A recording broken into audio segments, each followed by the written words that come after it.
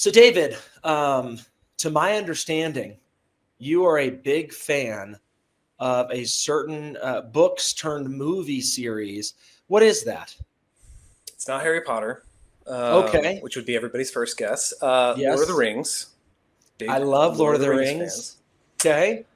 Yes, my wife and I both are. I'm pretty sure I've watched Lord of the Rings every year since it came out. We do it around Christmas every year. And Well, how many times would that be of watching? um, I mean, it's been 25 years since it came out. So, I mean, it's probably maybe in the 30s now because we've done some double dipping. College, you have a Sure. lot of time on your You hands. I remember must. one year after finals, we watched all of the extended editions with my roommates after finals through the night, and it's a full 12 hours of content. Now, if you're a real fan, you actually would have read the books. Has this happened? Uh, Many times, yes. And now I've gotten to the point. So the guy who plays Gollum, Andy Serkis, Yes. is a great actor. He actually Sure. reads the books now. So Oh, they wow. just came out, and I'm now listening to his audiobooks, and it's very good. And he also does a reading of like the book that sets up all the lore, which is basically like 30 hours of, for most people, very boring I'm storytelling. trying to stay engaged Yeah, even as you speak it's right very now. boring for a lot of people, but I find it fascinating. I think in addition to just it being just really engaging and interesting, I think like one of the core themes of the book that hits me every time I read it is friendship, which is Yes. just something that like you hear it all the time. People talk about friendship and connectedness in the social media age, and it's just I Yeah. think just really special. So I Well, get I get a little nerdy on it. Not I don't speak Elvish. I don't I like was gonna I I was don't gonna literally make yeah fun of you for being such a nerd, and then yeah you drop some beautiful wisdom that it's about friendship. yeah. What a wonderful way to I close that know. out. Let's be honest, life's messy. Decisions are complex, and it's not all black and white. But these are the decisions that shape our growth. Welcome to the tension. Let's get into it. Boy, do we have a good one here today. As always, we'll be tackling a specific tension that all of us are dealing with. None of us seem to be talking about. And this one I think is extra special because it'll be around the tension of ambition and contentment. How many of us have dealt with that? Ambition and contentment. They seem to be polar opposites at times in our lives. And so David is here, David Farrell, everyone. So David is the EVP here at 49 Financial of Advisor Development, meaning anyone new that's coming in, getting recruited, how they develop throughout, it's his job and it all rolls up to him. So talk about a big role. But David's also been a friend of mine for over a decade. And when I thought about ambition and contentment, this man has lived that. And you will see the authenticity and the vulnerability in which he speaks. I think we're in for learning. I have learned and been inspired from him over the last decade. David Farrell, thank you for joining the Yeah. podcast. Thanks for having me. This is a fun one. I'm looking forward to it. Well, David, I know your story well enough that I want to make sure, just so we can kind of tell the audience where we're headed here. There's really two sections I'd like to explore with you in your life. The first section's, college, kind of 20s. That's kind of section one. And then section two, more of your 30s and today. Because I think that for a lot of our listeners, they can either go back to those same times in life and be able to relate and be able to take kind of the same thoughts of, hey, I was thinking that too. Or we may have people that are in their 20s, maybe in college, that are then about to go into this, that this could be super helpful. And so, David, let's start with that first section, like college and 20s, this idea of the tension between having ambition, I want to go crush the world, make Yeah. huge impact, all these things, but then being content is very hard. But let's just start with like, when did you in that season first feel like true ambition? And like, what did that feel like? What was it for you? Yeah, it's easier to start in college than anywhere else in life because I don't really know. I think you fully kind of form some of those thoughts when you actually have like career prospects and things like Yeah, that you're sure. looking at. And so I remember, you and I were both in college in the financial crisis, and I remember, we both happened to go to the same school, Gig'em, and I remember sitting in classes and having all of the different majors come and pitch you, hey, here's why you should Yes. do Yes. this major, and here's how much money our average senior makes. And at Yep. the time, finance and accounting were like the big ones, because we had all the bills passed and everything like that. And, I remember just how I processed it in college was like, this isn't like this whole like idea of taking some type of corporate gig where I, work the same job or, whatever for 30 years and work up my way up the ladder. Like it just didn't ever appeal to me. And that's probably because both my parents were entrepreneurs at different points in my life. And so I got to see them live lives that they got to spend time with their kids and work really hard. I got to see a lot of that. Didn't work out for me. I ended up taking a banking job. So it was not. I was going to say, wait, I think I know where the story goes. What a setup to then say, and I became a banker. And I became a banker. Not that banking's wrong out there. We think it's fantastic. Yeah, it's okay. No, those of you bankers or recovering bankers, thank you for doing what you do. It just wasn't the right path for me. I just was not motivated.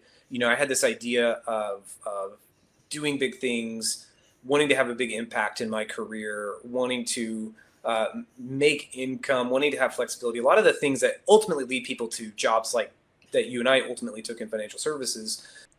And, for me, that became essentially trying to figure that out in my 20s. Like, how do I do that? So get out of banking, of course, moved to Austin with my wife, Andy, and then meet you. And we've talked about this before. I remember your interview with you the first time I met you, like it was yesterday. And, it was the first time that I met somebody in business, which of course we've been blessed to meet a lot of people in business in the last decade that share this, which is great. It's not just you and me. But I remember it was the first time I met somebody in business where I was like, wow, this guy like is doing big things, wants to do big things, and really wants to make an impact for good in the world. Like we're not satisfied by if we like, we both know if we, died tomorrow, and people were like, yeah, those guys made a lot of money. They were just really good at that. Like that would be a disappointment. I think we both look back and say, wow, what a waste of time. Yes. But being able to do those things, that I would say that was like the moment that I realized, oh, like there's other people out there like this. Because I think up until that point, all my friends they were accountants, because that's what sounded good. So they were, doing accounting and finance jobs, which is great. Again, we need people to do different careers. But I just never resonated with those things. I just wanted to do these big things in my 20s. So it's interesting when we start thinking about ambition before we even get to contentment and everything. Let's stay on this topic. So as you thought about, okay, you get out of school and you're doing banking, right? And you have great friends. I have great friends, and it fits certain personality types. Where I would say I have friends that actually they would say their ambition is fulfilled in banking. Yeah. Right. Why was what's your definition of ambition? Like, why was your ambition not going to be fulfilled in that industry? I'll try to keep my cheesy answers to a minute, but I'll give one here, which is, you'll hear the three I's in financial services: in income, impact, and independence. And if I go through that list, right, you think about independence. I worked an 8 to 5. I don't know why we still call it 9 to 5s, because like most people start work at 8. Just don't know why. East Coast. I don't know. People on the Central Time Zone working the East Coast. I don't know.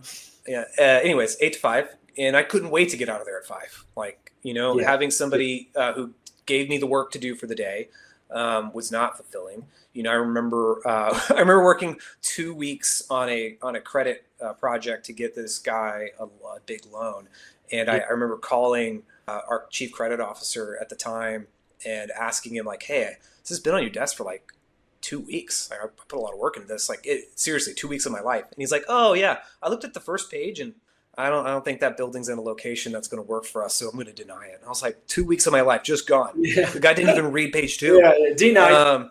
So the lack of independence, from an income perspective, I have a buddy in banking who he's like, hey, when you change to financial services, it's like a stock versus a bond. He's like, I'm in a bond career. Like it's regular payment increases. I can dependable. It's very, it's good for me. Like the stock thing doesn't work in my career, but like it's, it's what you've done, and there's much more upside. And, I think that's the truth of just the income when you take the risk on yourself and you're willing to say, hey, I'm putting bets on me and not on a company because, I worked really hard and I got like a bonus that was like $100 at the end of the year. It's like almost embarrassing to say it now. And they were like patting me on the back, like, you're so great. And I was like, it doesn't feel like that. That doesn't feel like that, And then, yeah, just the impact was just not felt. And I gave a story about that already, Yeah. with working for 2 weeks on a deal. But, being able to do something where I felt like every day I wake up and the phone calls that I make matter, the meetings I have matter. You're sitting across the table from people talking about things that matter. And, for me, that's financial services, Yeah. and that's financial planning and being able to do that. Now it's in a role where I get to do that with, advisors and leaders in our business, which is some of the most fun I can get to have. So getting to go through, going through the 3 I's like that for me, when I think about ambition, it's building out what that ultimately looks like being able to do those 3 things on a day-to-day basis. Yeah. Well, and by the way, I don't think it's lame. Yes. I actually don't know that that's just financial services, but I do think the 3 I's, we talk a lot about, like trying to help young people as they're trying to figure out, like, why do I go to work? Like, how do I choose a career or profession?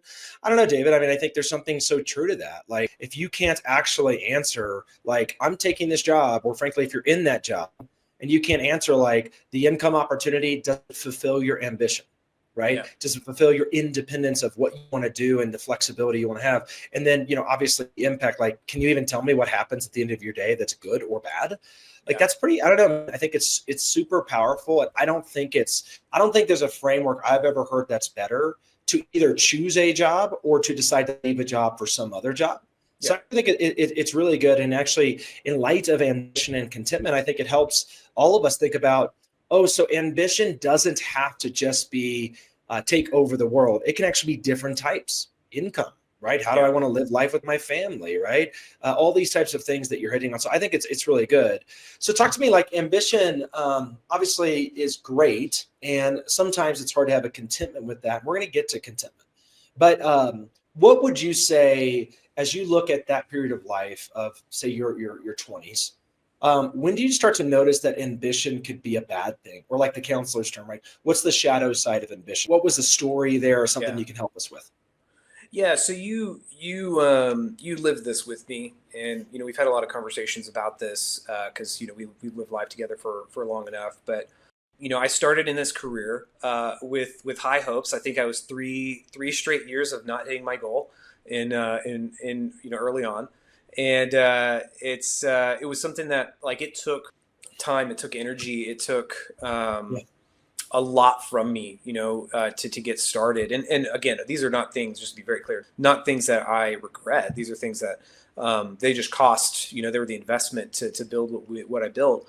So 3 years of really hard work. And you kind of start down these paths, and I think it's you learn a lot of these things, I think, in your 20s. Like, you start down these paths as you get more and more independent in life. You kind of grow up under your parents. Most people, you get to college, you kind of get your first taste of independence, your first career. You're like, oh wow, I get a paycheck. Like, I'm old enough that, like, when I got a paycheck is when I got to buy a smartphone. Like, I didn't have a smartphone, And so, you begin to learn about how these choices in life impact you in the long run. And, for me, I'm sure you probably, well, I don't know if you agree with me or not, but there were very few people. I'll tell you in a second. Yeah. There are very few people that outworked me early on in my business. And, but it wasn't like that led to instant success for me. And that was really hard to, like, learn. You've got to actually get good at this. It's not just enough to work hard. Well, let's pause there for a second, because I actually think this is an interesting take of, you can be ambitious by something and not actually be good at it. Yes. At the start. Tell me more. You just have to look at my golf game now. You can be really gifted at a lot of things, and what matters is, like, how do those things apply to what you do day to day? And I have a lot of giftings that are really great for my current role right now that I do day to day, that just didn't make me a top performer when I first started.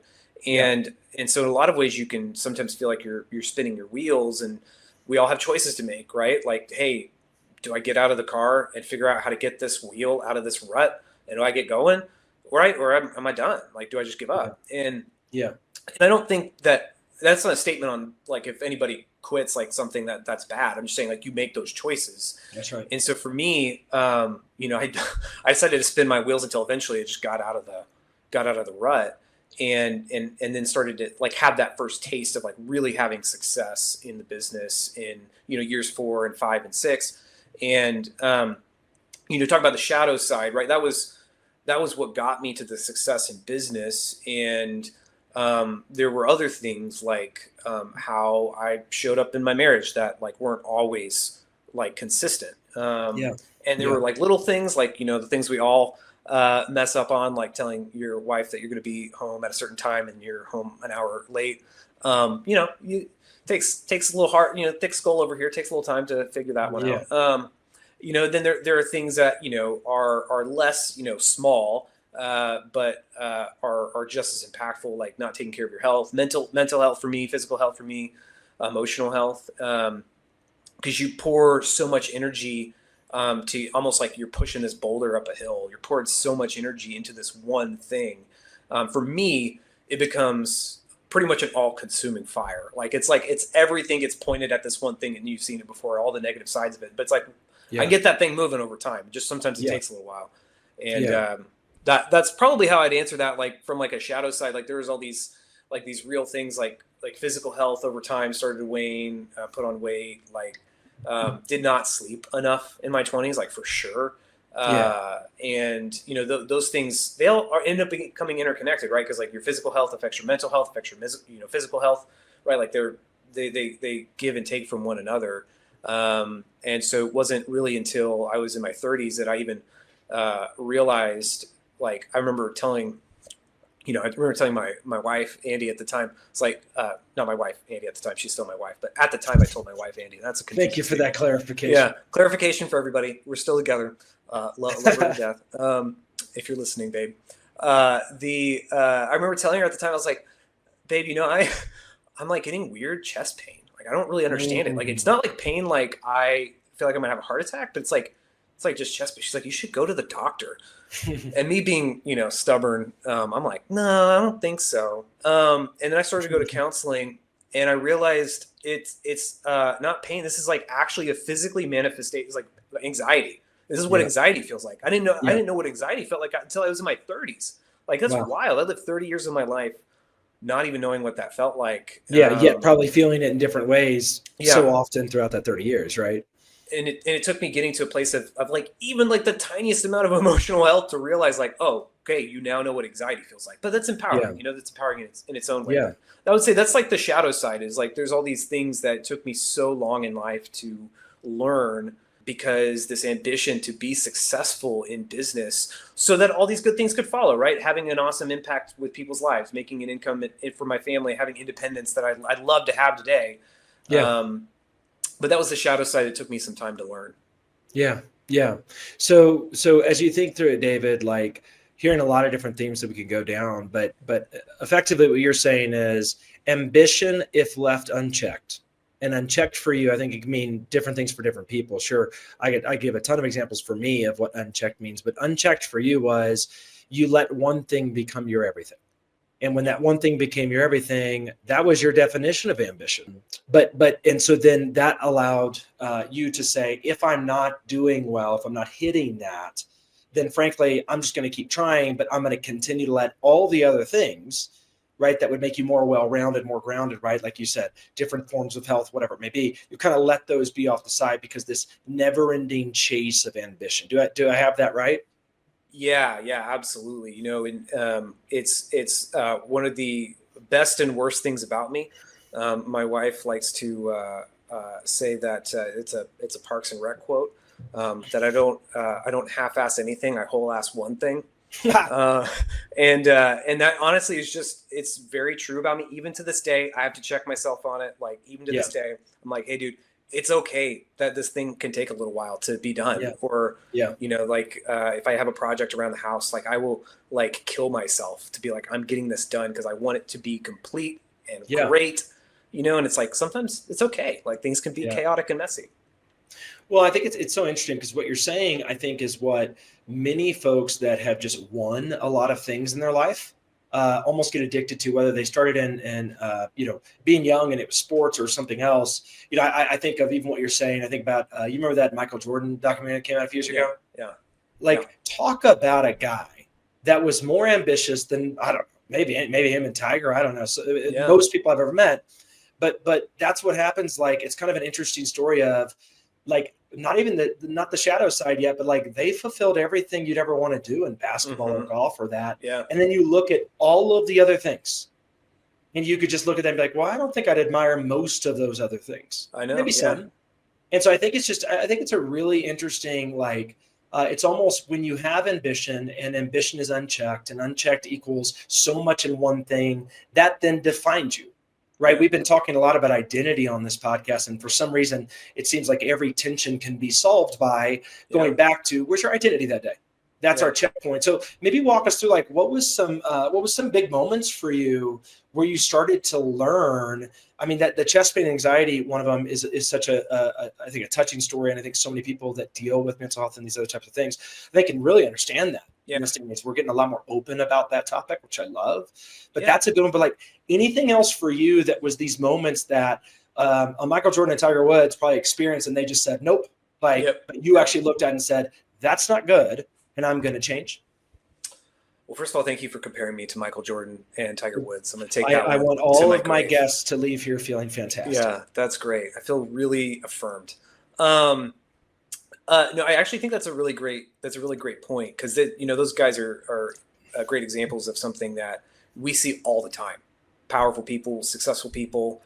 Honestly, you see it a ton with people of faith. Like, they achieve this level of success, and then there's no foundation back there. It's just that was the one thing they had. Yes. And honestly, that should terrify us as successful people. Like, that should be something that, like, puts the fear of God in us, that if we don't check ourselves, that success will be our undoing. And man, I hope that till the day I die, I have friends like you and accountability and just the good Lord puts me in check on those things. And my first story is that to actually answer your question is one of those things. So I 2019 had this really huge successful year, like kind of a breakout year, if you remember. Was running, I think, the largest team in our company at the time, and was really doing well. And then, as you know, we all stepped away from it. No regrets from that at all. It was one of the hardest things we've all ever done. It's like what you said before on the podcast. It was a choice. Yeah, it was a choice. Yeah, and it's made us who we are today. And in doing that, that was a seminal moment in my life, because you go from this really successful team, and everything's going great. Money's just pouring in the bank. Like, things are awesome. We're taking awesome trips. And then 6 months later, it's COVID. I can't leave my house. Yeah. Money is going the opposite direction in my bank account. I mean, just to pause, it's literally what you said before. The things that you chased and had ambition for, you finally had. Income, independence, and impact, you finally had them. And now strip away. Totally stripped away. And the success in business totally stripped away, having to rebuild it. And I realized that foundation was nothing, and I praise God that happened at a time in my life that luckily my reach wasn't very far. My, influence wasn't very far. I hadn't, become so wrapped up in it that it couldn't be undone. Cause let me tell you, it was painful to be undone. And so going through that, 2020 year, everything being down, trying to stay afloat financially as we were rebuilding the company and rebuilding the team. And in a lot of ways, I started counseling, marriage counseling, which I just recommend to anybody who's married, like whether you think it's awesome, like your marriage is awesome or not. Learned a lot through that. Started personal counseling. And that was where I started to learn some of those things, like, oh, this is what anxiety feels like. Or, one of the things my counselor told me early on, which just really stuck with me, is, how I was at the time, how I would handle disappointment is to spiral. Like something would happen, a client would say no. Something would happen to make me feel insecure. That was like a big one. And my response was to feel insecure and spiral and lash out at people or close in on myself and just be like, hey, I'm not talking to anybody today. Yeah. And it's just a shutdown of that ambition, right? It's like, hey, I didn't get what I wanted. Yeah. And one of the first things that he was saying is like, hey, you're going to face disappointment in life. It's one of the few guarantees we have. And it's how you respond to disappointment that shows the posture of who you are as a person. Like, it's the posture of your heart. It's how you respond to disappointment. And I still remember that and realizing, man, I can go back and look at all these times in my life. And honestly, my marriage, like, probably one of the number one places, like, think about your marriage is probably one of the number one place that you receive joy and affirmation from, and also frustration and disappointment, because they're human beings, as much as I love Andy, and God help me, I'm like probably way worse at disappointing her than she is at me. Like, that's a place that you see it and you experience it a lot. And I realize, like, those are insecurities in my life that are popping up, because it's like, hey, you aren't good enough, and this ambition that you're chasing, like, you're not there right now. It's like a reminder, like, you haven't reached it. So going through all of that, helped me realize there's a couple of sit downs with you as a friend. One in which you're like, hey man, I think it'd be healthy for you to take a break. Like, you're just going at this work stuff like really hard. This was during the whole rebuilding the company thing. Yeah. And I did. And thank you for that. I've shared this with you, but it's like super impactful. I recommend it to a lot of people when you get to that point where you're like, you have a good friend sit you down and say, hey, like, something's off. Like, and it wasn't like I was doing a whole bunch of things that were like wrong. And, you're like, hey, like, I probably, no one is going to tell you this, but I can just sense like there are things that are off. And so took a like mini sabbatical and got out and disconnected and did a whole bunch of journaling and reading, which was really impactful, and read some books that have impacted me deeply to this day.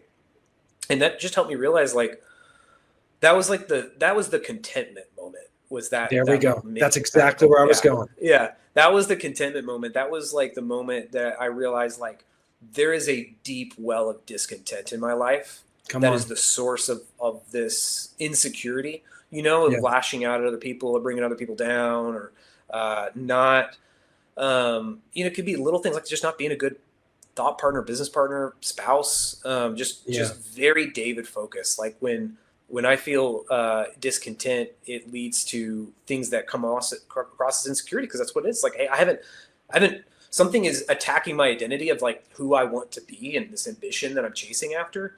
And in those moments, my defense mechanism is like, hey, I'm going to find a way to bring someone down, or I'm going to just shut somebody off, because that's my response to being disappointed at where I am. And so I realized that contentment, right? That's actually what I'm searching for. It's not the ambition. It's not fulfilling the ambition. Yeah. So interesting, because, I love that we started with, I want ambition for income, and I want this type of independence, take these trips and live my life the way it is. Right. And I want to make sure I'm making this impact. And what's interesting about what you're saying is you developed the skills and you kind of got to the top of the mountain in a way. Like, you kind of had all three of those things, only to figure out that not only were they then taken away, now you chose to take them away by choice. You were going to something, not running. But then all of a sudden it's gone, and you're left with David in a room without those things that were not bad, right? But to your point, became the one thing. It reminds me, I had this awesome opportunity I know you know about just a few months ago, where I got to sit down with John Maxwell and a few others as he's been writing this new book that will come out. Yeah. And so I want to say that this is all him. So this is some like real good stuff about to come. This is all him. You can read in his book, and I hope I don't misquote it. But he said something really powerful to me, and it stuck with me. It's exactly your life story playing out, which was the second that a person believes that their gifts and the things they are then been given because of those gifts are who they are, that is the second that person is on the path to destruction. And his whole point of that is this idea that just because you have those gifts and those things, you need to hold a posture of life. And whether you have faith or not, right? From a biblical kind of faith God sense, it's pretty easy to fill in the blanks of this. But I would say in general, his point was, wait. You must hold it like this, very loosely, open hand, and say, hey, listen, I do have skills. People respect those skills that put me on platform, put me on this, give me the income, the, impact all these things. But you have to answer, if all of them are taken away because they were given to me, I didn't earn, I don't deserve all that language like they were given, well, then that means they could be taken.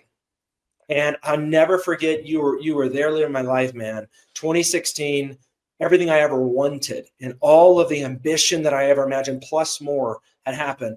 boom, go blind, brain surgery, can't really work for 3 or 4 months. And I remember, and that's why that Maxwell like session hit me so hard. I remember in the same way you probably remember in that sabbatical, just this idea of I can't really speak. I don't have any of the skills I had. I don't get to inspire people. I don't get to do any things. I don't know what's going to happen to my income. And all of a sudden, the fake kingdom that I had built was gone.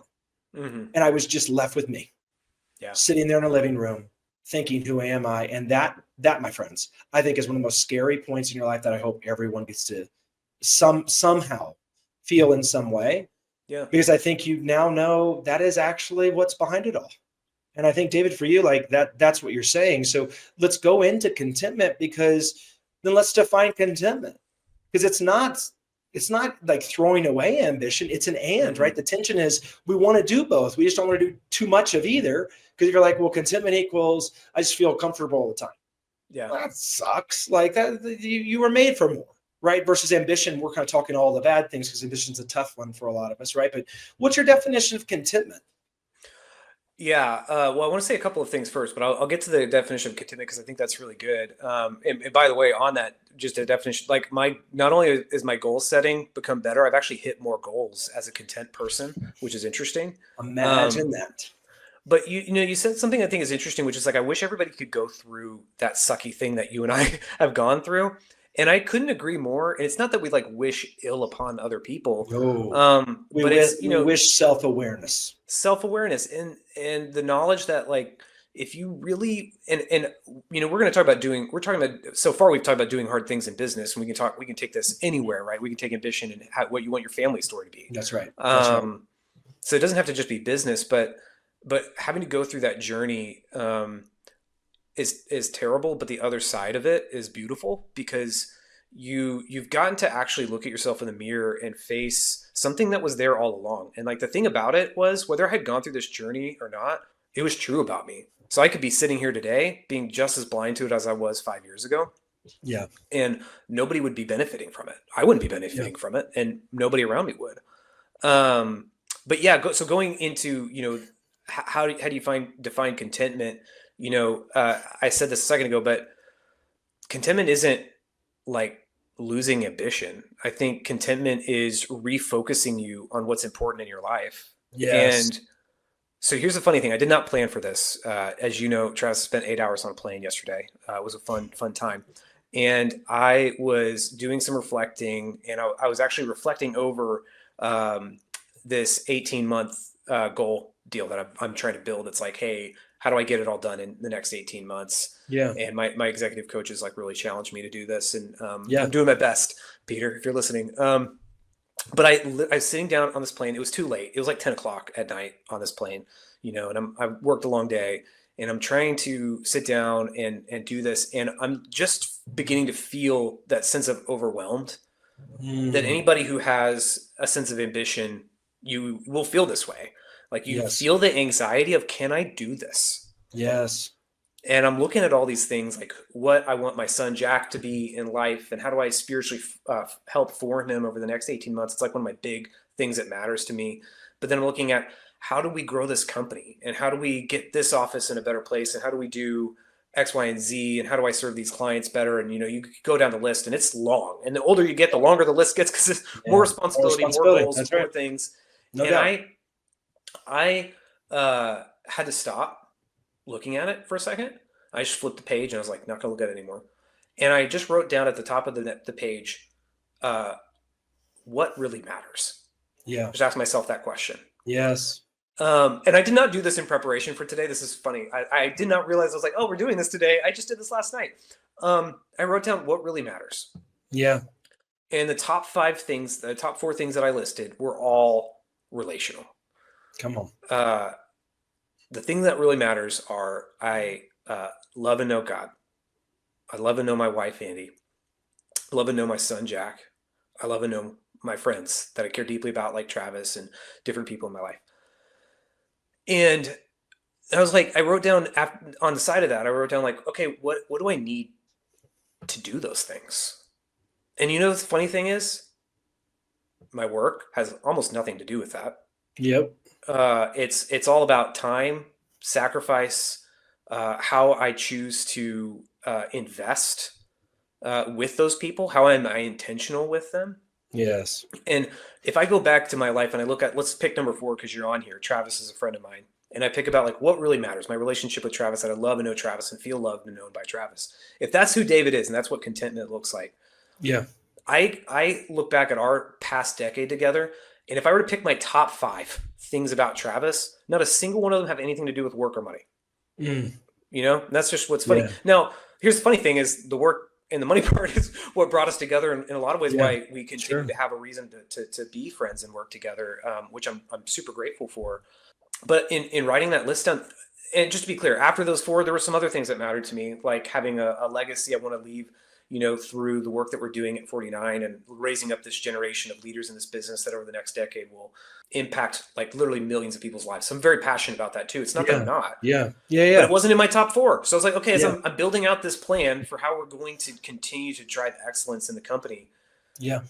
Why am I so stressed about this? Like I shouldn't feel this way. What I should feel is like, dude, David, the things that you already have are what you need for what really matters. You have time, you have the ability to sacrifice, you have the ability to be intentional with your wife, you have the ability to be intentional with your son, you have the ability to be intentional with someone like Travis, a friend. And I was like, okay, I can hold these 2 things in tension, right? Back to our podcast here. I can hold these things in tension, right? I can say, hey, I am really motivated by getting these things done in the next 18 months. And like, I'm really happy with where God has placed me right now in my life. And the lessons as I look backwards, you know, to steal from our friend Kyle, like connecting the dots that got me here today, you know? So that's a long-winded answer. I need to make that more like bite-sized. We'll work on that. I appreciated it so much. Some takeaways for me on that. Because I think that, I mean, this is the heart of it, right? Like, if you can't define contentment, which you just did, and I think that that's something for everyone listening. I think if you can't define contentment, it will never come. What should be filled with contentment will continue to be filled with chasing of ambitions. And maybe, just maybe, you achieve all of them. And that's, I think, the worst case scenario. Because then that just means you're going to figure out it never really mattered in the first place because you didn't know what mattered to you, because what matters to you equals your contentment. Yeah. And I think that's fantastic, David. And I just think that what you also laid out for us is a framework of an exercise. I hope everyone took that note, or that mental note of like, when feeling overwhelmed, right? What do you do? Right? Let's not, it's not just a workout. It's not just a get the diet good or go tomorrow and crush it. It may be write down on a piece of paper what matters most and look at those things and know that you still have them. And I'll tell you something interesting happened to me recently. Sweet Jacqueline, what she told me, I was feeling super overwhelmed, like you're saying. And so I think that it's where I want to go here in a second of like, okay, like you're learning how to do it, but dang it, isn't this like going to continue to be a problem? And I'll just voice before we go there. It's a problem for me. I struggle with this seriously every day. And she tells me, I like that what matters most. She makes me say, if that thing doesn't happen, so what? Something like fill in, so what? And every time I'm like, it'd be kind of fun. You know, it's like if this business thing didn't happen or whatever, I look back and I'm like, some of my most fun moments are when my life got flipped upside down. My ambitions needed to turn. I didn't want to turn them. They got turned by circumstances, and I had more fun. It's like the thing you're talking about in 2019, hard, difficult, don't really recommend it to a lot of people. Maybe some of the most fun that no one can ever take away from me, where I got to channel both ambition and contentment in a way that I would have never gotten without that really tough season of choosing what matters. So talk to me like, okay, so you've been living this, you know, and I've gotten to see you. Yes, you took that sabbatical. You are a different person. I mean, David, I don't know from a weight perspective, you mentioned that before, but like you lost a lot of weight in that season when you said, ambition is driving me not to be good over here. I'm going to like lean in on that. So like, okay, so you made this like these big changes. I mean, you are a different human being. You're well-grounded, all these things in the last like year or two than I've ever seen you. And I think it's because you have contentment. But talk to me like, how did you get here? I mean, you can talk about the weight thing, you can talk about the sabbatical thing more. And then right after that, I'd love to hear like, so how do you keep fighting the fight, man? Because tensions, unfortunately, like this podcast is all about, will never be solved. Yeah. It will never be solved. 100% amen to that. Yeah, so I don't know if it was hoofing and poofing up the mountains in Peru and realizing this is really hard. I mean, I'm not like totally joking that wasn't like a part of the realization. And for the audience, we did a Machu Picchu trip together as a company, and Yeah, we climbed up to 15,000. That's what he's speaking of. Just so everyone knows, yeah. goofing and poofing is his making fun of me because that's the way that I say getting very tired. But keep going, You say David. hoofing and poofing. I was just going to leave that one out there with no context for everybody. I just figured they needed it. Yeah, I know. Yeah, so we do this trip in 2022, and I'm like dying. And then nobody needs to know about my stomach bug, but yeah, that just didn't help the hike. And I already come out of this thing of like, hey, emotionally, there's some things I need to work on starting in that year. And it was a really powerful thing for me because having been pretty unhealthy and overweight for like most of my adult life. In a lot of ways, for any of you who have I would just say like anybody who has like a bad habit or a bad like mental, physical approach to life, I think you try to find these waypoints or milestones where like, hey, this is going to be different. Like New Year's resolutions is a great example. Yes. And I think for me, the interesting thing was until I wasn't willing to work on my emotional health, I wasn't ever going to work on my physical health. And I didn't realize that until that is good. Until that time. And yeah, so it took me working on that and realizing like, man, I want to be a person that loves their spouse better and a person that is a better friend and is more selfless. And it ironically became this thing where I was like, well, if I want to do that, and an example was like, we at the time were talking seriously about having kids. We had Jack about a year after that trip. And at the time, I was like, man, if I want to be the type of person who gets to love and know my son, I got to be the kind of person who's going to live long enough to be around, so that was a big motivator. So yeah, I've lost like probably 80 pounds over the last year. Let's go. Not last year, last 3 years. And so, yeah, it was a lot of work. If I could go back again, probably the thing I'd change in my 20s is less hamburgers and pizza and more high protein, low fat dishes and maybe some workouts here or there because it's been really hard. And I've been able to and it's, by the way, also just for any of you, very expensive as well. It costs money to get back in shape and to eat healthy and do those things. And I regret zero of that. Like I'm super happy with that. It's been probably the best investment I've made in the last few years. But all of it came around like this idea of like, I want my life to be about more than just being successful at business or having an awesome house or getting to go on awesome trips. Like those things aren't going to be the thing that has me have an awesome relationship with Jack when I'm in my 70s. It'll be being alive because I put that work in now. And so, yeah, I mean, that's been a lot of the last few years. And one thing I always say to people, and Travis, you've lived this with like mental health in your family, and I've lived it in mine, physical and mental health, and honestly, any of this stuff with contentment, it's not a linear journey.